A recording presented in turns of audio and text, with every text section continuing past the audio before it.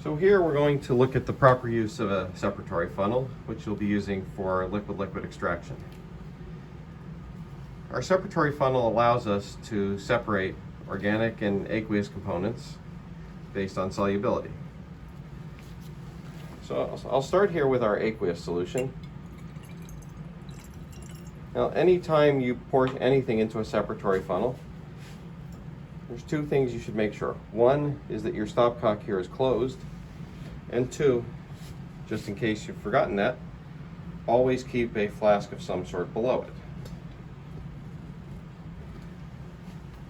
Now, in most cases, your solutions will be colorless or very close to colorless. I've added some cobalt chloride to our water here, just so that we can see it. We'll also put in some dichloromethane. That's going to be our organic layer here. And so what you should be able to see is that we have two layers within our separatory funnel. We have a line approximately right here. Now, anytime we do either an extraction or washing in our separatory funnel, we want to mix the layers. And so we do that by placing a stopcock in here and then gently shaking the separatory funnel and venting it every so often. Now, you probably can't hear it over on here, but each time we vent it, there is a small sound from gas escaping. We don't want to shake it too vigorously or we can end up with an emulsion. But after we've done that a couple of times, we put this back in the separator in our clamp and let our layers separate.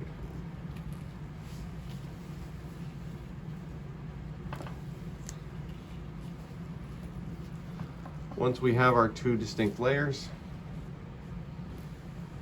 again, we should be able to see the line separating the two layers is right here. We're ready to drain them. Now, in this case, the dichloromethane, or the organic layer, is on the bottom because dichloromethane is denser than water. In order to drain this out, we open our stopcock. Now, before I do that, I'm going to demonstrate the most common error, is that as you can see, I've opened the stopcock, but nothing is coming out. And that's because we need to take the stopper out of the top. Once we do that, our solution will come out.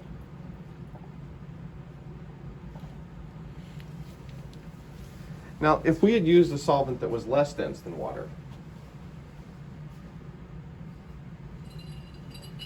for example, ether,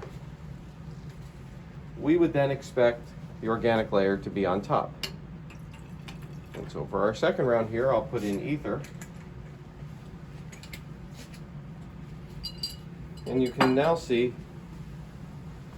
the organic layer is the one on top. Now, if you're ever not sure of which layer is which, the easiest thing to do is to add a small amount of one of your two solvents, whether it's water or your organic solvent, and look to see which of your two layers increases in size. Again, with the addition of the ether, we put the stopper on, shake it, and vent.